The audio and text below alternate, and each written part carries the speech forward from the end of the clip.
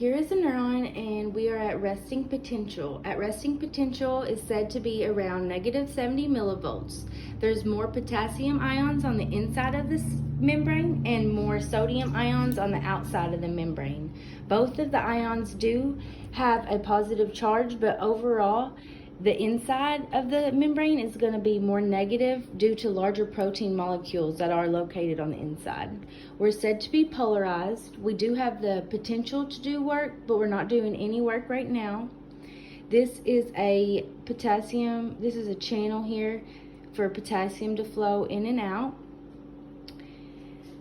The sodium potassium pump is essentially what regulates the movement of the ions inside and out, and it keeps that balance. So for a stimulus to occur, the neurotransmitter here inside the synaptic cleft, the synaptic cleft has mitochondria and the synaptic vesicles, which do hold the neurotransmitter. It will release the neurotransmitter, bind onto the receptors, travel up to the soma, the cell body. Here's the axon hillock, the trigger zone, which will decide whether the threshold is reached or not. If threshold is reached, negative 55, it can be sent on down the axon. It will be strong enough to sent on. It will travel down the axon and down to the synaptic clefts here.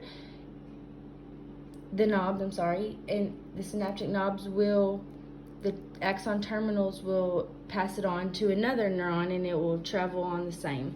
So when threshold negative 55 is the action potential is reached, the voltage gated sodium channels will open for a brief moment. All the sodium will rush in, making the cell depolarized. It goes positive for a split second.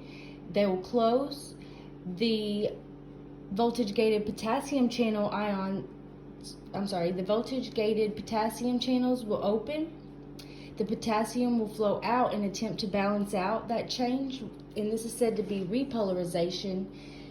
It goes too far, the change does, and we're at negative 75 aroundish, and that's hyperpolarization. The gates will finally close.